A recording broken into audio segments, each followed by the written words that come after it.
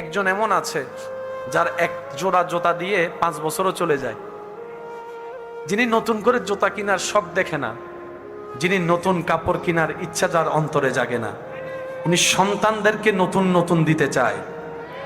অনেক বাবারা আছেন ভিতরের জামাটার মধ্যে গেঞ্জিগুলা ফুটা ফুটা হয়ে গিয়েছে, কিনার তৌফিক থাকলেও কিনতে চায় না, বলে যে 2টা টাকাও যদি জমাতে পারি আমার ছেলে মেয়ের জন্য আমি কিছু ভালো করতে পারবো।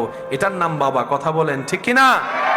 জগৎকে বুঝতে দেয় না, শরীর লোড নেওয়ার ক্ষমতা নাই, তারপরও 50 বস্তা কেজি চাউল এখানে কাঁধের উপর নিয়ে রাখে, রোদের তাপ সহ্য হয় না, শরীর চলে না।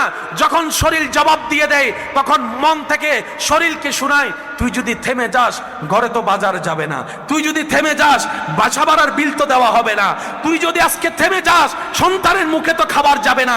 ওই চিন্তা করে করে ওভারলোড নিয়ে যিনি রোদের মধ্যে ঘাম জড়ায় জড়ায় ওভার পরিশ্রম করেন তিনি আমাদের বাবা। কথা বলেন ঠিক।